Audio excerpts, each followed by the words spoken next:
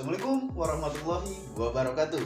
Baru-baru ini kami melakukan praktikum ke Galeri Rasulullah yang terletak di Masjid Al-Jabar, Kecamatan Gedebage, Kota Bandung. Di dalamnya terbagi atas 15 ruangan dengan masing-masing tempat yang berbeda. Di dalamnya akan menampilkan kisah perkembangan agama Islam mulai dari zaman kenabian, era Mekah, Madinah, serta masuknya Islam di Jawa Barat. Selain ditampilkan melalui kekuatan visual, di sana juga terdapat deskripsi dari masing-masing visual tersebut, sehingga memudahkan pengunjung untuk memahami masing-masing tema yang disuguhkan. Tak kalah menarik, replika perabotan serta baju perang di era masa tersebut juga tersimpan sangat rapi. Baik, saya Dandi Mugi Permadi dari STA Isabili Kota Bandung semester 4 beserta kelima rekan saya akan mengulasnya dalam video ini. Selamat menyaksikan. Saya Nurati dengan NPM 12522000098. Di sini saya akan menjelaskan tentang perdamaian. Sebelum Islam datang, masyarakat Mekah dalam catatan sejarah dikenal kehidupan masyarakat yang jahiliyah. Kala itu, masyarakat Mekah gemar menyembah berhala, mudah diperlakukan tidak baik, wanita tidak dihargai, ketimpangan sosial, dan lain-lain. Di tengah kondisi inilah Nabi Muhammad SAW dilahirkan pada hari Senin tanggal 12 Rabiul Awal pada tahun Gajah. Beliau merupakan anak dari Siti Aminah dan Abdullah, kakeknya bernama Abdul Muthalib. Lahirannya diiringi dengan peristiwa-peristiwa luar biasa seperti padamnya api sesembahan orang-orang Majusi dan guncangan istana Kisra yang zalim itu hancur. Lahirannya juga dianggap sebagai kehancuran bagi kebatilan dan kabar gembira bagi penyeru kebaikan. Pada usia 6 bulan, Nabi Muhammad ditinggal wafat oleh ayahnya. Pada usia 6 tahun, Nabi Muhammad ditinggal wafat oleh ibunya dan diasuh oleh kakeknya sampai umur 8 tahun. Setelah kakeknya meninggal, Nabi Muhammad diasuh oleh pamannya yang bernama Abu Thalib. Karena keadaan ekonomi pamannya, Nabi Muhammad meminta izin untuk mengembala kambing milik orang Mekah. Fase mengembala kambing sangat penting bagi kehidupan Nabi Muhammad karena fase tersebut menumbuhkan sifat-sifat yang dibutuhkan ketika menjadi pemimpin, yaitu bijaksana dan adil.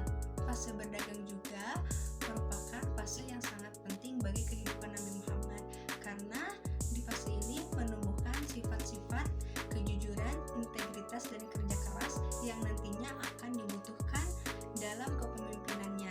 Usia 25 tahun, Nabi Muhammad menikah dengan Siti Khadijah yang merupakan wanita Quraisy pertama yang memasuki Islam dan memberikan dukungan moral dan finansial bagi Nabi Muhammad dalam menyebarkan agama Islam.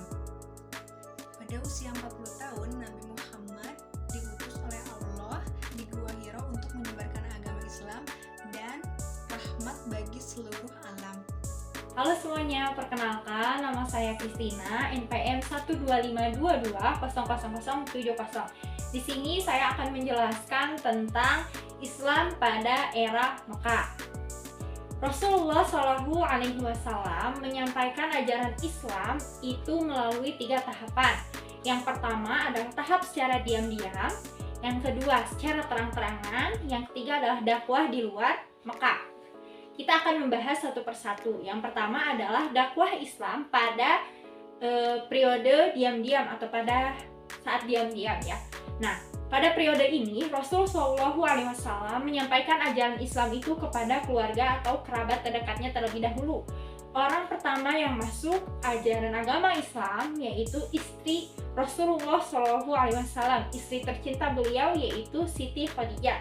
Dan selanjutnya baru kepada kerabat-kerabat yang lainnya. Nah, orang Islam yang masuk duluan biasa disebut dengan as-sabiqunal awalun ya. Pasti teman-teman semua juga pada mengetahuinya. Nah, fase kedua itu Islam disebarkan itu dengan cara terang-terangan. Nah, di sini Rasul Shallallahu Alaihi Wasallam sudah mulai menyebarkan ajaran agama Islam secara terang-terangan. Tetapi pada saat itu masyarakat merasa terusik, merasa terganggu dengan ajaran agama Islam ini karena tidak sesuai dengan kebudayaan dan tradisinya gitu. Karena pada saat itu kebudayaannya itu sangatlah tidak berperi kemanusiaan ya, seperti suka mabuk-mabukan, terus membunuh, ya, menyembah berhala dan lain sebagainya. Itu adalah hal-hal yang tidak sesuai dengan ajaran agama Islam dan tentunya mereka menolaknya gitu ya. Dan dari sebab tersebut ya Rasul Shallallahu Alaihi Wasallam memerintahkan para pengikutnya yang sudah masuk ajaran agama Islam tersebut untuk hijrah ke Habasyah. Nah, pada periode ketiga ini ya dakwah di luar kota Mekah itu maksudnya di mana ya? Di Habasyah. Nah, pada saat itu pengikut Rasul Shallallahu Alaihi Wasallam yang hijrah ke Habasyah itu sebanyak 20 orang, di antaranya 12 orang laki-laki dan 8 orang perempuan. Pada saat itu Rasul Shallallahu Alaihi Wasallam itu tidak ikut ke Habasyah, tetapi beliau ada di kota Mekah. Nah, jadi yang di Habasyah itu adalah para pengikutnya. Nah, pada saat itu Rasul Shallallahu Alaihi Wasallam dijaga dan dilindungi dengan baik oleh Abu Thalib ya.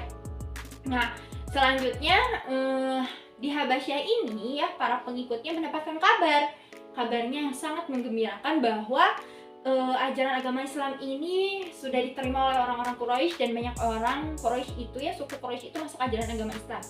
Akhirnya mereka berbondong-bondong lah pergi ke Mekah gitu ya, menyambut berita hangat tersebut, berita baik tersebut. Ternyata di sana mereka dibohongi. Mereka dibohongi, ternyata berita tersebut itu adalah berita yang palsu dan akhirnya pada saat itu di Mekah semakin mengkhawatirkan kondisinya. Akhirnya Rasul SAW itu memerintahkan kepada orang-orang yang telah kembali ke Mekah, pengikutnya ini untuk hijrah kembali ke Habasyah. Perkenalkan, nama saya Kira Silvia dari kelas B4 akan menjelaskan tentang era Madinah. Mayoritas penduduk Madinah merupakan para pendatang yang bermukim di wilayah Madinah. Masyarakat di kota Madinah terdiri dari dua kelompok besar, yakni suku Yahudi dan suku Arab. Pada tahun 662 Masehi, Nabi Muhammad SAW memutuskan hijrah dari kota Mekah ke kota Madinah. Setelah ada tekanan dari kaum kafir Quraisy, pada tahun yang sama Nabi Muhammad SAW menciptakan Piagam Madinah atau disebut dengan Mitsaq al-Madinah yang mengatur kehidupan sosial, politik, ekonomi di kota tersebut. Dengan adanya konstitusi ini, penduduk Madinah yang berasal dari beberapa suku dan agama dapat hidup dengan adil dan harmonis. Kota Madinah pun menjadi ibu kota administratif dari pusat pemerintahan Islam hingga 666 Masehi. Berbagai persoalan semasa berdakwah di kota yang dulu dikenal dengan Yathrib atau disebut dengan kota Madinah berhasil diatasi oleh Nabi Muhammad SAW. Pada puncaknya, beliau berhasil menaklukkan kota Madinah dan menjadinya bagian dari wilayah kekuasaan Islam. Adapun 3 tempat yang terpenting yang dikunjungi oleh Nabi Muhammad SAW dalam perjalanan ke Madinah. Yang pertama ada Masjid Nabawi, merupakan tempat peristirahatan terakhir Nabi Muhammad SAW. Yang kedua ada Masjid Quba, yaitu masjid pertama yang dibangun oleh Nabi Muhammad SAW dalam perjalanan menuju Madinah. Ketiga ada Gunung Uhud, merupakan medan peperangan umat Islam yang dipimpin oleh Nabi Muhammad SAW untuk melawan pasukan dari Mekah. Sekarang saya Siza Puspita kita kelas B4 akan melanjutkan menjelaskan tentang masuknya Islam ke daerah Jawa Barat.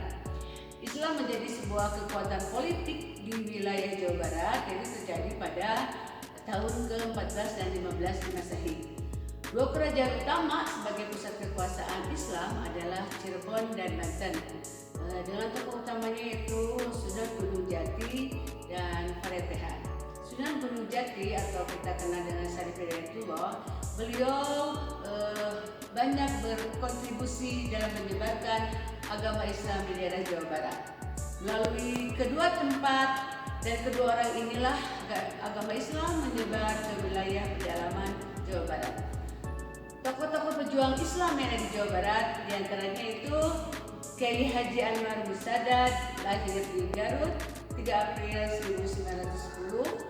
Lalu Kiai Haji Yusuf Tauhiri berasal dari Cipari, juga Kiai Haji Ahmad Sanusi lahir di Sukabumi 18 September 1988. Juga ada Kiai Haji Zainal Mustafa lahir di Singaparna. Ada Kiai Haji Nur Ali berasal dari Bekasi. Beliau itulah yang telah menyebarkan perkembangan agama Islam di daerah Jawa Barat.